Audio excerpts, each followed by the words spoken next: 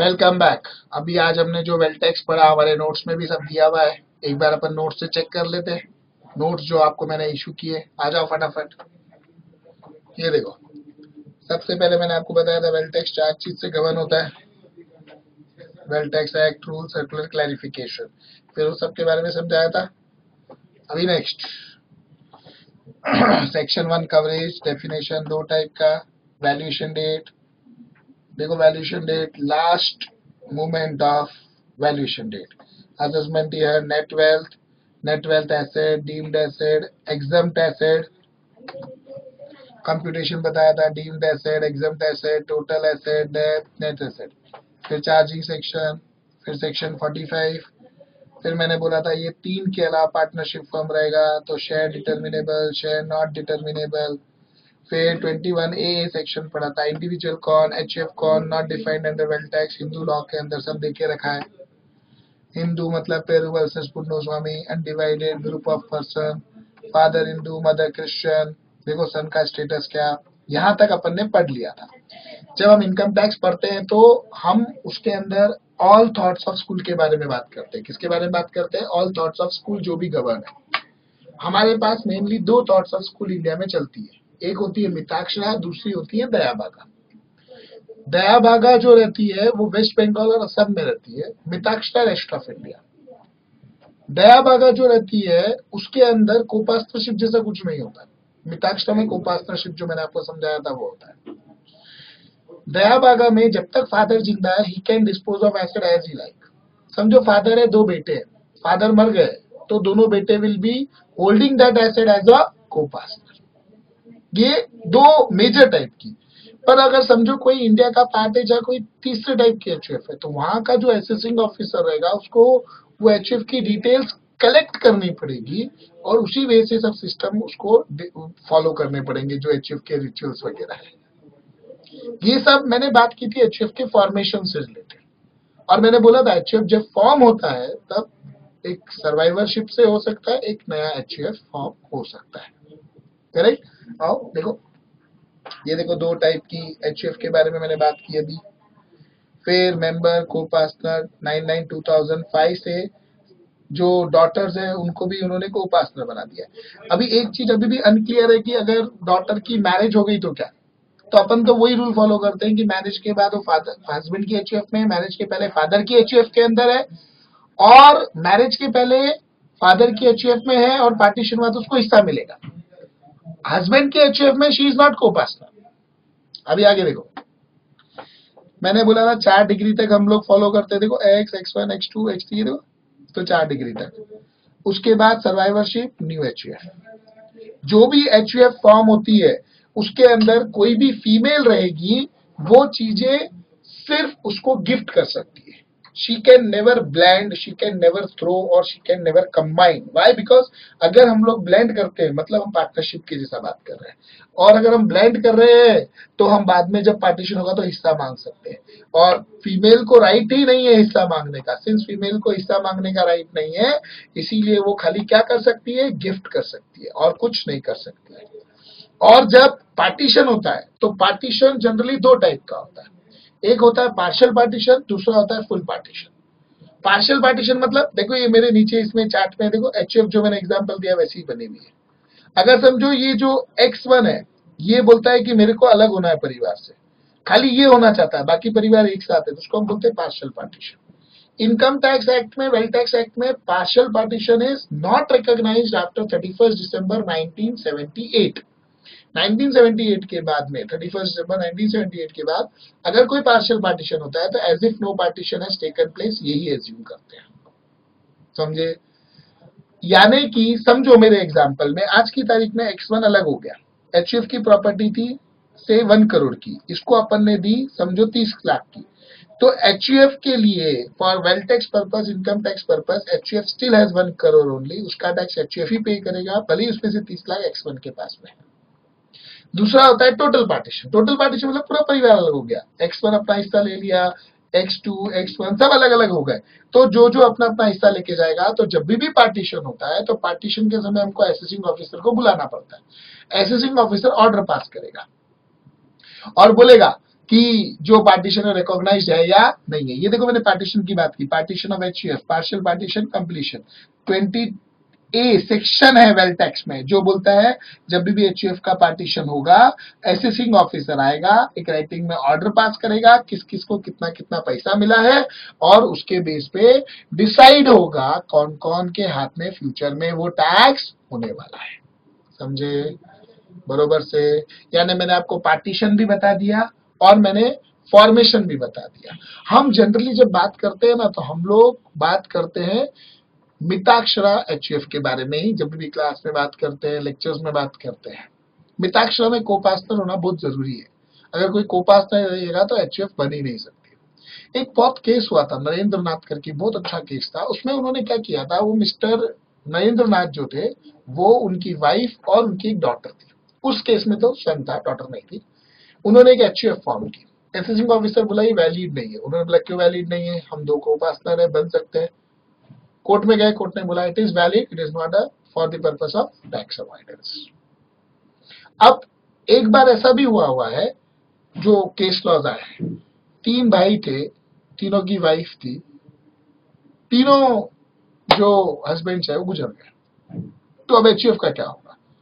तो जो विडो है उन्होंने एक सन अडॉप्ट किया, और वो जो लड़का अडॉप्ट किया बोला ये एचयूएफ कंटिन्यू करने के लिए हमने अडॉप्ट किया। असेसिंग ऑफिसर बोला ऐसे तो नहीं होता, ऐसे तो कोई भी अडॉप्ट कर लेगा। तो उन्होंने बोला नहीं नहीं, जब हम अडॉप्ट कर रहे हैं मतलब हमारे हस्बैंड बोले नहीं नहीं नहीं। कोर्ट में गए, कोर्ट में पूछा can a widow adopt a son और a child for continuing HUF? Court ने बोला यस। बोला जब विडो अडॉप्ट कर दिए इसका मतलब उसके जो डिसीज्ड हस्बैंड है उन्होंने अडॉप्ट किया। फिर यही लाइन्स पे केस आया, एक अनमैरिड फीमेल थी, she adopted a child for forming HUF. Court ने बोला unmarried can not adopt, unmarried is not allowed to adopt, she can not adopt and form an HUF. यानी जो पिताक्षरा है ना उसमें को पार्टनरशिप का बहुत इंपॉर्टेंस है। एचयूएफ को बनाते समय दो को पार्टनर चाहिए, पर उसको कंटिन्यू करने के लिए एक चाहिए। समझो फॉर्म करते समय 6 को पार्टनर थे, 5 मर गए, एक को पार्टनर अभी भी जिंदा है, तो भी एचयूएफ चलती रहेगी।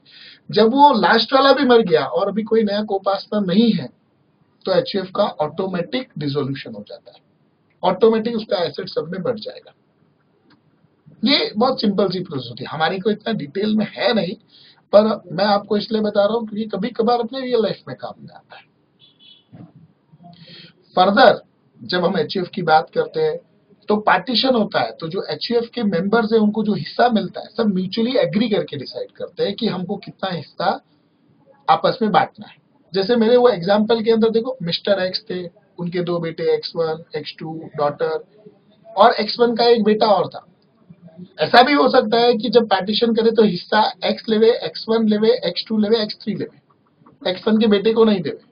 कल को X1 के बेटे को देवे तो X2 बोले रुको 2 साल बाद पार्टीशन करो, मैं भी शादी करके मेरा बेटा होगा, फिर ही तुम करना।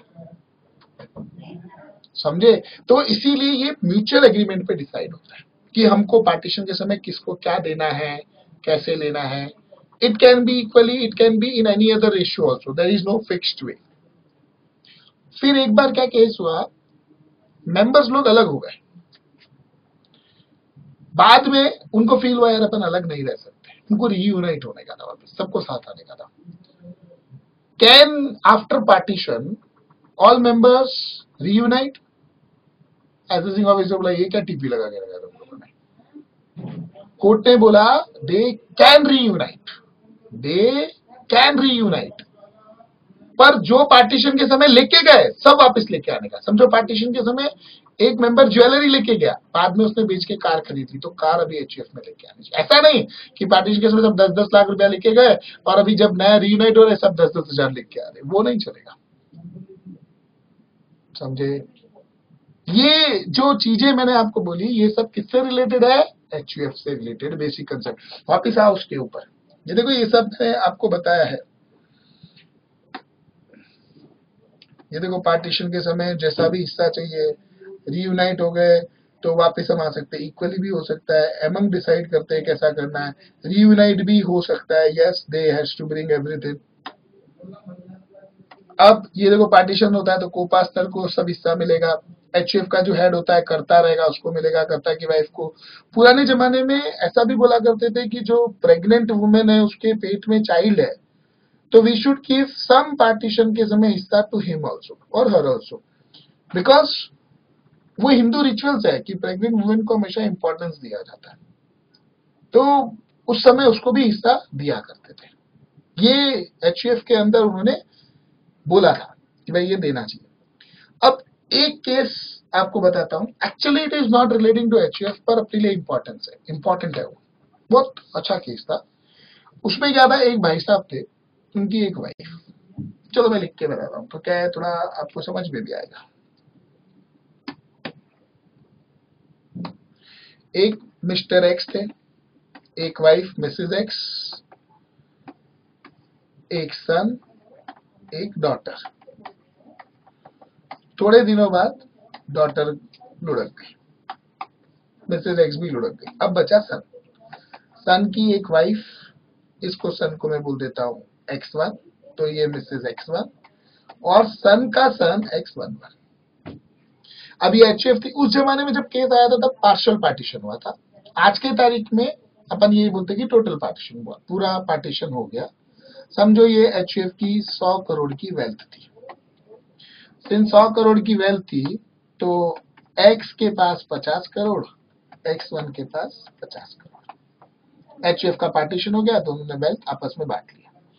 एक्स थोड़े साल जिंदा रहे, ये वेल्थ 50 करोड़ की हो गई 70 करोड़ की। इधर X1 की फैमिली में X11 है, मिसेज X1 है, ये फैमिली चालू है। अब ये जो एक्स है ना ये लुढ़क गए, तो ये 70 करोड़ किसको मिलेंगे? X1 बोला मुझे मिलेंगे, बोला मुझे चाहिए। इधर से X11 आया, बोला आपके पिताजी तो मेरे दादाजी। ये जो X11 है ना ये आया, बोलता है आपके पिताजी तो मेरे दादाजी, 70 करोड़ में मेरा भी हिस्सा, 35 मेरे 35 आपके। X1 बोला नहीं, बोला मैं कोर्ट में जाऊंगा। बोला जाओ। कोर्ट में गए, कोर्ट में पूछा क्या, कोर्ट वाले ने बोला legal heir include son but not son. मेरा डेफिनेशन ध्यान से सुनना, legal heir include son but not son, but include son of predeceased son. यानी बेटा इंक्लूड है, बेटे का बेटा नहीं, पर बेटा मर गया तो बेटे का बेटा इंक्लूड है। तो ये केस में तो बेटा जिंदा था तो पोते को नहीं मिलेगा। और मैंने आपको बोला ये एचएफ से रिलेटेड क्यों नहीं, क्योंकि एक्स की इंडिविजुअल प्रॉपर्टी के ऊपर केस था। एचएफ की प्रॉपर्टी तो पार्टीशन तो पहले ही हो गया था, तो पार्टीशन हो गया था तब तो एग्रीड वे में डिस्ट्रीब्यूट हो गया, तो अब दादाजी की प्रॉपर्टी किसको मिलेगी उसके ऊपर केस था। It was not relating to HUF, it was relating to normal individual wealth of HUF. समझे? अब हमने ना बेसिक कंसेप्ट पढ़ लिया, एचयूएफ पढ़ लिया। अब वापस अपन पहुंचेंगे वेल्थ टैक्स पे, पर उसके पहले आपको ये पढ़ना है। अपन ऑलरेडी पेज नंबर 8 तक पढ़ चुके हैं। पेज नंबर 8 के अंदर हम लोग यहां तक पढ़ चुके हैं। ये देखो other points of HUF. Next lecture में मैं वेल्थ टैक्स का एसेट, डीम्ड एसेट ये सब चालू करूंगा, तो आपको पेज नंबर 8 तक सब रीड करके आने का है।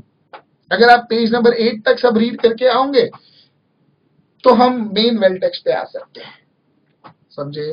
तो नोट्स मैंने आपको इश्यू किए हैं, उसके अंदर आप पेज नंबर 8 तक रीड करके आ सकते हो। एक बार आपको मैं लास्ट में वापस दिखा देता हूं सब नोट्स।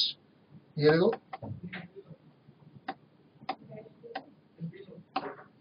कभी आप घूम रहे हो इधर उधर, इसमें से रीड करना है तो ये देखो पेज 1 आराम से रीड कर सकते हो। फिर पेज 2 रीड करते समय पॉज भी कर सकते हो, ऐसा कुछ बात नहीं है, लेकिन अगर पॉज नहीं करोगे तो ये पेज 3,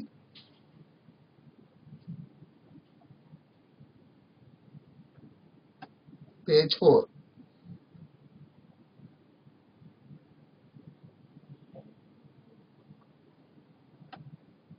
पेज 5,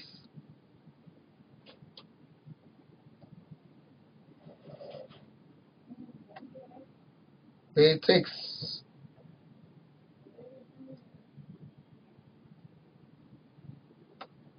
पेज 7,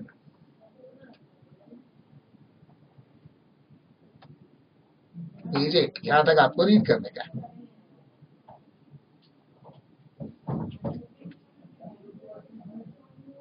तो अच्छे से रीड करने का यहाँ तक, फिर अपन नेक्स्ट लेक्चर में स्टार्ट करेंगे एसिड से, यहाँ तक पढ़ के आने का है आपको।